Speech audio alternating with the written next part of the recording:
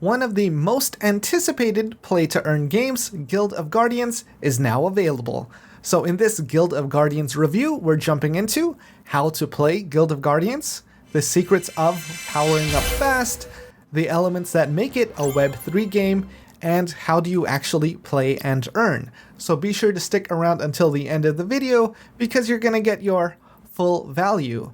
And before we begin, this video is sponsored by Guild of Guardians, and none of this should be considered financial advice. This video will just be a summary of my experiences using Guild of Guardians, so another warning, it's very addictive. So with that, let's get started. What is Guild of Guardians? A little background information first. Guild of Guardians is a mobile game, and it is available for iOS and the Google Play Store. And with Guild of Guardians, there is an amazing tutorial that gets you playing immediately and slowly feeds you information about the game and how it works and the dynamics. And after you get through that, you'll have a little more basic information as we jump into some more advanced information. And if you want the Web3 elements to this game, I highly recommend signing up with Immutable Passport that links to a Google account or other social accounts or email addresses, and that connects you with an immutable blockchain address that links to all the immutable games in their ecosystem. So you can use the same account for Guild of Guardians with other immutable games. Now, the fastest way to level up your characters isn't actually from playing the game, it's from the experience scrolls. And if you play the game, you'll notice you don't get a lot of experience from battles, but you do get a lot of experience scrolls, and they can help you level up very quickly. Now, starting at the top of the screen here, we have a yellow lightning bolt, that is your crafting energy. Then we have a blue lightning bolt, that is your adventure energy. That's when you can battle in adventure mode. To the right of that are endless tickets, where you can fight in endless battles. Now this is where you can get on the leaderboard, and that's where a lot of the Web3 elements kick in, because it gives you the ability to turn your heroes into NFTs that you can trade in the marketplace. How to play Guild of Guardians. So we're going to get started, and I have been playing for a while, so a lot of features are unlocked.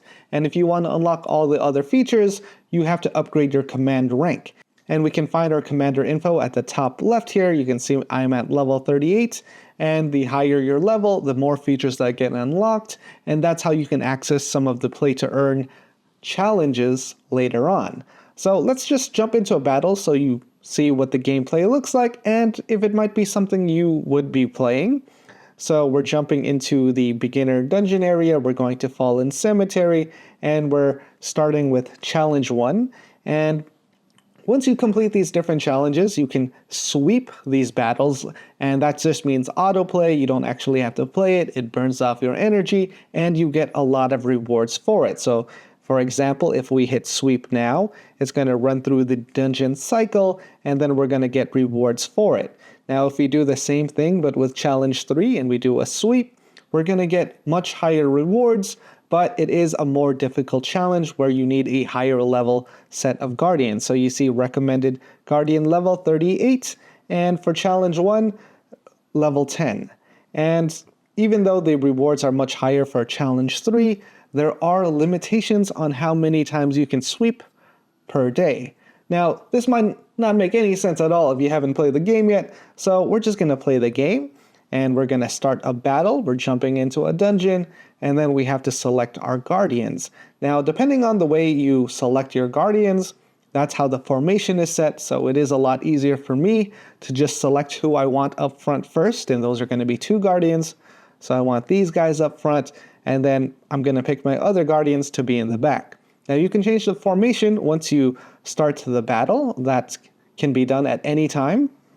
And we're jumping in, we're at the camp, and we're just going to pick something here so we can move on to the dungeon side. And you do get these bonuses from these different camps. Now we're going to choose a room in the dungeon that we're going to battle in.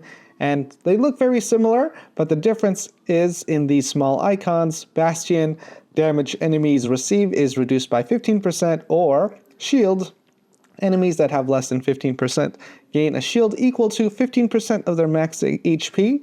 So pretty similar, and it doesn't really matter which you pick because you're going to get the same rewards and you're going to progress no matter what. So now we're jumping into the battle, we're jumping into combat, and again, not the best example because when you do these challenges, you get Curse of Fate. We're just gonna pick something here, we're not gonna overcomplicate things, and now we can jump into battle. So formation matters. You obviously want the Guardians taking a hit at the front, but if you want to change the formation, that's easy to do. You can just drag and drop, and if you drag outside, they get disabled, but you can re-enable them, and you can swap places with any of the Guardians at any time. But this is only in the formation stage, and we want to set that, then return, and then we can begin the fight. Now the fight is an auto battle style, and by selecting the features at the lower left here, we can have this at 2x speed, and then we can have the special moves automatically engaged when the Guardian's energy is filled. Now these Guardians are way too strong, so that battle was very short, and after we finish each stage, we get a rune, and that helps us progress through the following stages in these dungeons. Now these bonuses are only available in the dungeons we're playing, and it's fine because you get bonuses in every dungeon. And these bonuses can be random, so depending on the strategy you implement by the bonuses you receive, that can help you complete some of the more difficult dungeons. So we're gonna finish this dungeon off, and you can see the next room is gonna be either Merchant or Blacksmith. Merchant, you can get items and runes. Blacksmith, you can refine some of your gear. More commonly, you're probably going to go the merchant route, especially if it is a difficult dungeon. You want to get those bonuses, so we're going into merchant, and you can see what they have available. And at the top here, you can see we have 200 of these points, and that helps us buy these runes. So you can pick whatever you like. Some of these bonuses only apply to the class of certain guardians you have. And now that we are loaded up, we are going to leave the merchant and automatically jump into the boss battle. So this is the last stage of this dungeon, and we're going to fight the boss. And if we beat the boss, we beat the dungeon, and we're out. We get the rewards, and the dungeon is complete. So this is what the gameplay looks like.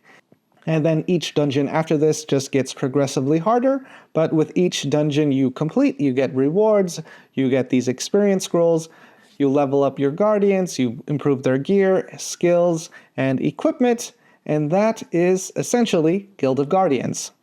Now, a couple secrets to help you on your journey. You want to use crafting as much as possible, because crafting gets you a lot of experience scrolls, and we can do that now. So I am in craft. We have a bunch of energy at the top right, and crafting also improves your commander rank experience. So you can level up your commander rank just by crafting daily and just using that energy as much as possible.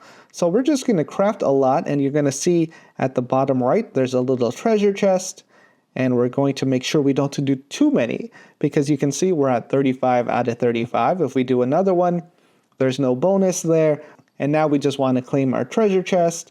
And you see we got 80,000 gold, we have some equipment boosters, and we got 50 medium level experience scrolls. This is very valuable, especially early on, to level up your guardians. And you can see we're at the next stage of the factory bonus. We have to use factory items 45 times to get the next bonus, and you can see that any extra crafting we did before this did not get carried over, so we want to be very conservative with how much we craft, because we want to do just the right amount to get all the different bonuses. Now that's just with crafting. Then you want to go to your guardians, and then you want to use those scrolls to level them up. Now at higher levels, of course, you need a lot more scrolls, but what can make a really big difference is the gear you produce through crafting, and then you can also level up some of those items. You can power them up, and there's different tier levels of that and different bonuses, so the game can get very, very in-depth with how these bonuses work, and this all just helps you pass those more difficult dungeons. Now for additional bonuses, you want to run through the daily quests. There's also adventure quests, there's achievement quests, and you want to claim all of those. Now RAF right here in these different quests, these are available through referral. So you have to refer other people to get bonus quests, and if the person you refer meets certain milestones, you get bonus items.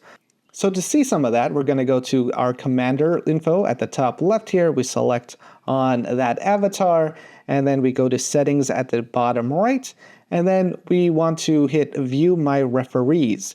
Now, if you want to refer a friend, you hit find a friend, and you'll see at the lower left it comes up with a referral code that you can provide to your friends.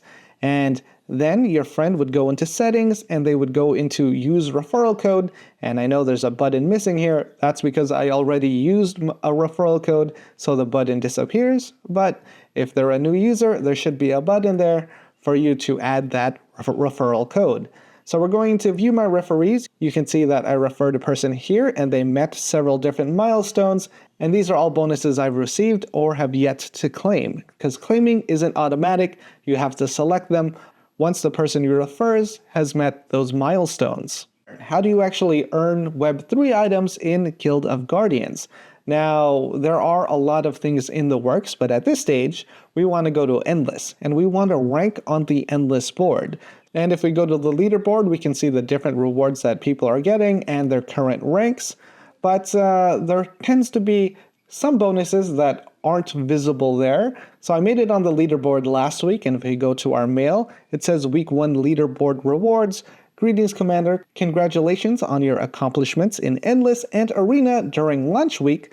We've attached your Ascension Seal rewards for Week 1 and wish you all the best in Week 2.